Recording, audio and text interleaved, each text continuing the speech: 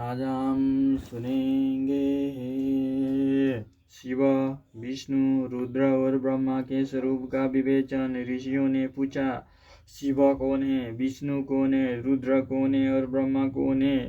इन सब में निगुण कौन है, निर्गुण कौन है? हमारे इस संदेह का आप निवारण कीजिए। शुचि ने कहा, महर्षियों, वेद और वेदांत के विद्वान ऐसा मानते हैं कि निर्गुण परमात्मा से सर्वप्रथम जो सगुण रूप प्रकट हुआ उसी का नाम शिव है। शिव से पुरुष सहित प्रकृति उत्पन्न हुई। उन दोनों ने मूल स्थान में स्थित जल के भीतर तप किया। वो स्थान पंचक्रोशी काशी के नाम से विख्यात है, जो भगवान शिव को अत्यंत प्रिय है।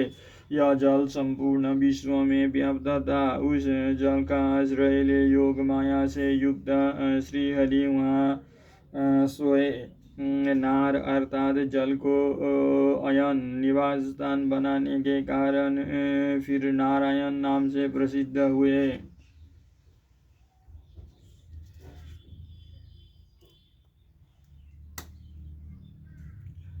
जल को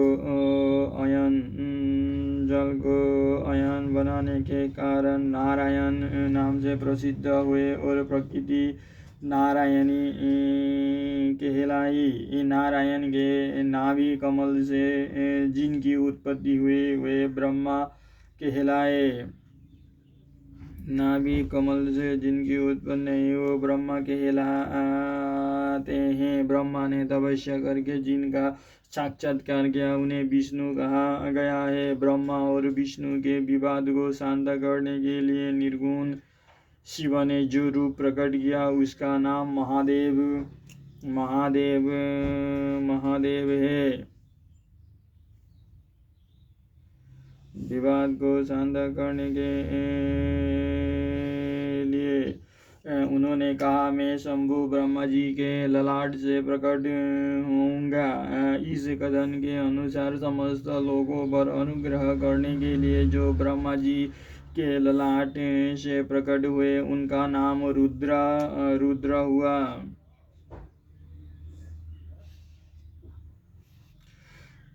इस प्रकार रूप रहित परमात्मा सबके चिंतन का विषय बनने के लिए साकार रूप में प्रकट हुए। वे ही साक्षात भक्त वत्सल शिव है। तीनों गुणों से भिन्न शिव में तथा गुणों के धाम रुद्र में उसी तरह वास्तविक भेद नहीं है जैसे सुवर्ण और उसके आभूषण में नहीं है।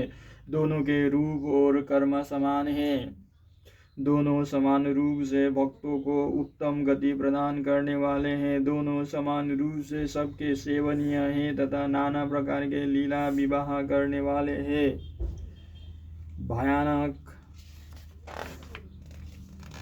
भयानक पराक्रमी रुद्र सर्वदा शिवरूप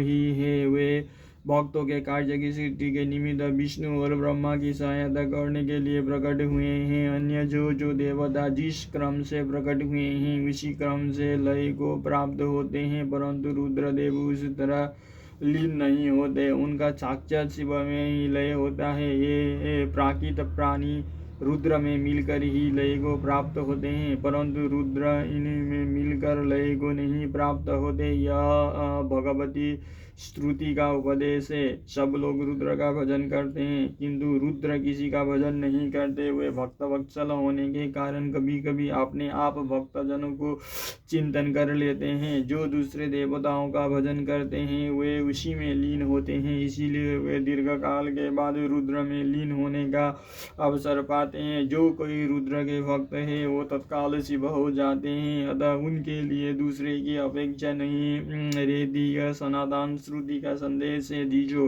अज्ञान अनेक प्रकार का होता है परंतु विज्ञान का एक ही स्वरूप है, वो अनेक प्रकार का नहीं होता। उसको समझने का प्रकार मैं बताऊंगा, तुम लोग आदर पूर्वक सुनो। ब्रह्मा से लेकर तृण पर्यंत जो कुछ भी यहाँ देखा जाता है वो सब शिवरूप ही है। उसमें नाना तत्व की कल्पना मिथ्या है। सृष्टि के पूर्व भी शिव की सत्ता बताई गई है। सृष्टि के मध्य में भी शिव विराज रहे हैं। सृष्टि के अंत में भी शिवा रहते हैं और जब सब कुछ शून्यता में परिणत हो जाता है उस समय भी शिव की सत्ता रहती है। अतः मुनिश्चरो शिव को ही चतुर्गुण कहा गया है। वे ही शिव शक्तिमान होने के कारण सगुण जानने योग्य है। इस प्रकार वे सगुण निर्गुण के भेद से ही प्रकार के हैं। जिन शिव ने ही भगवान विष्णु को संपूर्ण सनातन वेद, अनेक वर्ण, अनेक मात्रा तथा अनेक ज्ञान एवं पूजन दिए हैं, वे ही संपूर्ण विद्याओं के ईश्वर है, ऐसी सनातन श्रुति है। अतएव शंभु को वेदों का प्राकट्यकर्ता तथा वेदपति कहा गया है। वे ही सब पर अनुग्रह करने वाले साक्षात शंकर हैं।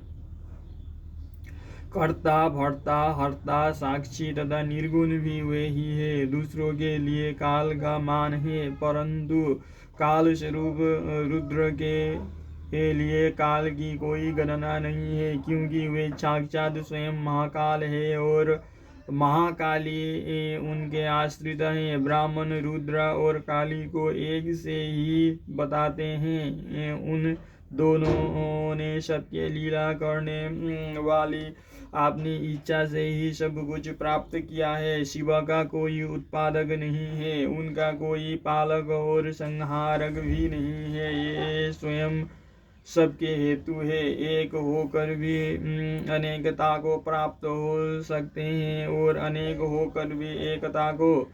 एक ही बीज बाहर होकर वृक्ष और फल आदि के रूप में परिणत होता हुआ पुनः बीज भाव को प्राप्त हो जाता है। इसी प्रकार शिव रूपी महेश्वर स्वयं एक से अनेक होने में हेतु हैं। यह उत्तम शिव ज्ञान तत्वतः बताया गया है। ज्ञानवान पुरुष ही इसको जानता है, दूसरा नहीं।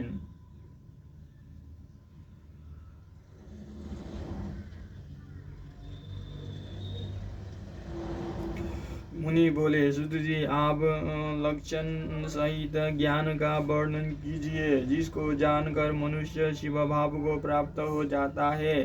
सारा जगत शिव के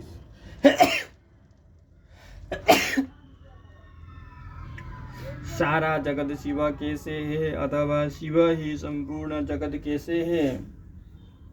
ऋषियों का यह प्रश्न सुनकर पौराणिक शिरोमणि सुत जी ने भगवान शिव के शरणारविंद को चिंतन करके उनसे कहा। अगले अध्याय में पढ़ेंगे शिव संबंधी तत्व ज्ञान का वर्णन तथा उनकी महिमा, कोटि रुद्र संगीता का महात्म्य एवं उपसंहार।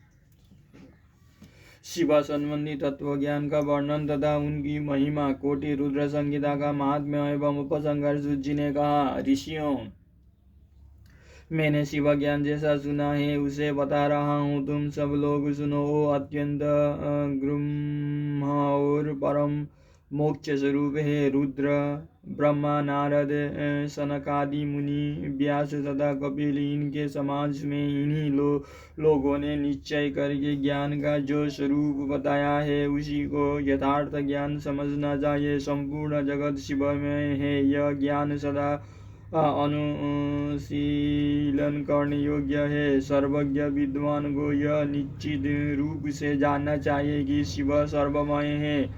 ब्रह्मा से लेकर तृण पर्यंत जो कुछ जगत दिखाई देता है वो सब शिव ही है।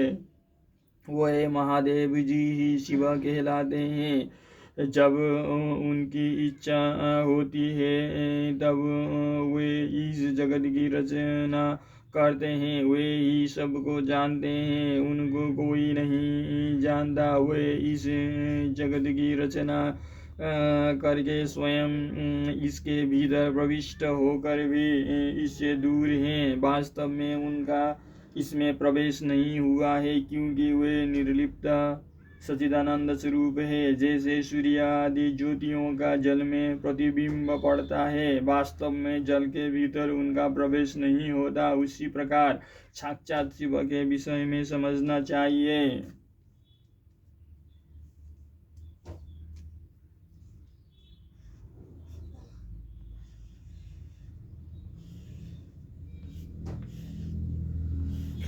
समझना चाहिए। वस्तुतः तो वे स्वयं ही सब कुछ है। मतभेद ही अज्ञान है, क्योंकि शिव से भिन्न किसी द्वैत वस्तु की सत्ता नहीं है। संपूर्ण दर्शनों में मतभेद ही दिखाया जाता है, परंतु वेदांती नित्य अद्वैत तत्व का वर्णन करते हैं। जीव परमात्मा शिव का ही अंश है, परंतु अविद्या से मोहित होकर अवश हो रहा है और अपने को शिव से भिन्न समझता है। अविद्या से मुक्त होने पर वो शिव ही हो जाता है। शिव सबको व्याप्त करके स्थित है और संपूर्ण जंतुओं में व्यापक है। वे जड़ और चेतन सबके ईश्वर होकर स्वयं ही सबका कल्याण करते हैं। जो विद्वान पुरुष वेदांत मार्ग का आश्रय ले उनके साक्षात्कार के लिए साधन करता है, उसे वो साक्षात्कार रूप फल अवश्य प्राप्त होता है। व्यापक अग्नि तत्व प्रत्येक काष्ठ में स्थित है, परंतु जो उस काष्ठ का मंथन करता है वही असंदिग्ध रूप से अग्नि को प्रकट करके देखता है। उसी तरह जो बुद्धिमान यहाँ भक्ति आदि साधना का अनुष्ठान करता है, उसे अवश्य शिव का दर्शन प्राप्त होता है, इसमें संशय नहीं है। सर्वत्र केवल शिव है, शिव है, शिव है, दूसरी कोई वस्तु नहीं है। वे शिव ब्रह्म से ही सदा नाना रूपों में भाषित होते हैं। जैसे समुद्र, मिट्टी अथवा सुवर्ण उपाधि भेद से नानात्व को प्राप्त होते हैं, उसी प्रकार भगवान शंकर भी उपाधियों से ही अनेक रूपों में भासते हैं। कार्य और कारण में वास्तविक भेद नहीं होता, केवल भ्रम से भरी हुई बुद्धि के द्वारा ही उसमें भेद की प्रतीति होती है। भ्रम दूर होते ही भेद बुद्धि का नाश हो जाता है। जब बीज में अंकुर उत्पन्न होता है तब वो नाना तत्व को प्रकट करता है, फिर अंत में वो बीज रूप में ही स्थित होता है और अंकुर नष्ट हो जाता है। ज्ञानी बीज रूप में ही स्थित है और नाना प्रकार के विकार अंकुर रूप है। उन विकार स्वरूप अंकुरों की निवृत्ति हो जाने पर पुरुष फिर ज्ञानी रूप में ही स्थित होता है। इसमें अन्यथा विचार नहीं करना चाहिए। सब कुछ शिव है और शिव ही सब कुछ है। शिव तथा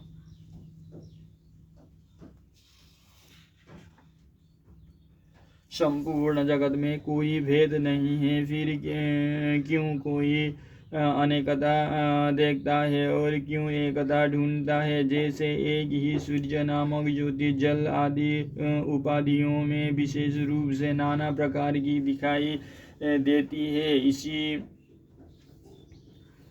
उसी प्रकार शिव भी है। जैसे आकाश सर्वत्र व्यापक होकर भी स्पर्श आदि बंधन में नहीं आता, उसी प्रकार व्यापक शिव भी कहीं नहीं बंधते। अहंकार के उक्त होने के कारण शिव का अंश जीव कहलाता है। उस अहंकार से मुक्त होने पर वो साक्षात शिव ही है। कर्मों के भोग में लिप्त होने के कारण जीव तुच्छ है और निर्लिप्त होने के कारण शिव महान है। जैसे एक ही सुवर्ण आदि चांदी आदि से मिल जाने पर कम कीमत का हो जाता है, उसी प्रकार अहंकार युक्त जीव अपना महत्व खो बैठता है। जैसे क्षार आदि से शुद्ध किया हुआ उत्तम सुवर्ण आदि पूर्ववत बहुमूल्य हो जाता है। उसी प्रकार संसार विशेष से शुद्ध होकर जीव भी शुद्ध हो जाता है। पहले सदगुरु को पाकर भक्ति भाव से युक्त हो शिव बुद्धि से उनका पूजन और स्मरण आदि करे। गुरु में शिव बुद्धि करने से सारे पाप आदि मल शरीर से निकल जाते हैं। उस समय अज्ञान नष्ट हो जाता है और मनुष्य ज्ञानवान हो जाता है। उस अवस्था में अहंकार मुक्त निर्मल बुद्धि वाला जीव भगवान शंकर के प्रसाद से पुनः शिवरूप हो जाता है। जैसे दर्पण में अपना रूप दिखाई देता है उसी तरह उसे सर्वत्र शंभु का साक्षात्कार होने लगता है। वही जीव मुक्त कहलाता है। शरीर गिर जाने पर वो जीवन मुक्त ज्ञानी शिव में मिल जाता है। शरीर प्रारंभ के अधीन है। जो उस देह के अभिमान से रहित है उसे ज्ञानी माना गया है। जो शुभ वस्तु को पाकर हर्ष से खिल नहीं उठता, अशुभ को पाकर क्रोध या शोक नहीं करता तथा सुख दुख आदि सभी द्वंद्वों में समभाव रखता है, वो ज्ञानवान कहलाता है। शुभम लब्ध्वा न रिष्येत कुप्येल्लब्ध्वा शुभम नहीं द्वन्द्वेषु समता यस्य ज्ञानवानुच्यते हि स्व। आत्मचिंतन से तथा तत्वों को विवेक से ऐसा प्रयत्न करे कि शरीर से अपनी पृथकता बोध हो जाए। मुक्ति की इच्छा रखने वाला पुरुष शरीर एवं उसके अभिमान को त्याग कर अहंकार शून्य एवं मुक्त हो सदाशिव को विलीन हो जाता है। आध्यात्म चिंतन एवं भगवान शिव की भक्ति एक ज्ञान के मूल कारण है। भक्ति से साधन विषय प्रेम की उपलब्धि बताई गई है। प्रेम से श्रवण होता है, श्रवण से सत्संग प्राप्त होता है और सत्संग से ज्ञानी गुरु की उपलब्धि होती है। गुरु की कृपा से ज्ञान प्राप्त हो जाने पर मनुष्य निश्चय ही मुक्त हो जाता है। इसीलिए जो समझदार है उसे सदा शंभु का ही भजन करना चाहिए। जो अनन्य भक्ति से युक्त होकर शंभु का भजन करता है उसे अंत में अवश्य ही मोक्ष प्राप्त हो जाता है। अतः मुक्ति की प्राप्ति के लिए भगवान शंकर से बढ़कर दूसरा कोई देवता नहीं है। उनकी शरण लेकर जीव संसार बंधन से छूट जाता है। ब्राह्मणों, इस प्रकार वहाँ पधारे हुए ऋषियों ने परस्पर निश्चय करके जो यह ज्ञान की बात बताई है इसे अपनी बुद्धि के द्वारा प्रयत्न पूर्वक धारण करना चाहिए। मुनीश्वरों, तुमने जो कुछ पूछा था वो सब मैंने तुम्हें बता दिया। इसे तुम्हें प्रयत्न पूर्वक गुप्त रखना चाहिए। बताओ अब और क्या सुनना चाहते हो। ऋषि बोले, व्यास शिष्य, आपको नमस्कार है। आप धन्य हैं, शिव भक्तों में श्रेष्ठ है। आपने हमें शिव तत्व संबंधी परम उत्तम ज्ञान का श्रवण कराया है। आपकी कृपा से हमारे मन की भ्रांति मिट गई है। अब हम आपसे मोक्षदायक शिव तत्व का ज्ञान पाकर बहुत संतुष्ट हुए हैं। सूत जी ने कहा, द्विजो, जो नास्तिक हो, श्रद्धाहीन हो और शठ हो, जो भगवान शिव का भक्त ना हो तथा इस विषय को सुनने की रुचि न रखता हो उसे इस तत्व ज्ञान का उपदेश नहीं देना चाहिए। व्यास जी ने इतिहास, पुराणों, वेदों और शास्त्रों का बारंबार विचार करके उनका सहारा निकाल कर मुझे उपदेश दिया है। इसका एक बार श्रवण करने मात्रा से सारे पाप भस्म हो जाते हैं। अभक्त को भक्ति प्राप्त होती है और भक्त की भक्ति बढ़ती है। दोबारा सुनने से उत्तम भक्ति प्राप्त होती है, तीसरी बार सुनने से मोक्ष प्राप्त होता है। अतः भोग और मोक्ष रूप फल की इच्छा रखने वाले लोगों को इसका बारंबार श्रवण करना चाहिए। उत्तम फल को पाने के उद्देश्य से इस पुराण की 5 आवृत्तियां करनी चाहिए। ऐसा करने पर मनुष्य उसे अवश्य पाता है, इसमें संदेह नहीं है, क्योंकि यह व्यास जी का वचन है। जिनके इस उत्तम पुराणों को सुना है उसे कुछ भी दुर्लभ नहीं है। यह शिव विज्ञान भगवान शंकर को अत्यंत प्रिय है। यह भोग और मोक्ष देने वाला तथा शिव भक्ति को बढ़ाने वाला है। इस प्रकार मैंने शिव पुराण की यह चौथी आनंददायिनी तथा परम पुण्यमयी संगीता गई है, जो कोटि रुद्र संगीता के नाम से विख्यात है। जो पुरुष एकाग्रचित हो भक्ति भाव से इस संगीता को सुनेगा या सुनाएगा, वो समस्त भोगों का उपभोग करके अंत में परम गति को प्राप्त कर लेगा। कोटि रुद्र संहिता संपूर्णम्।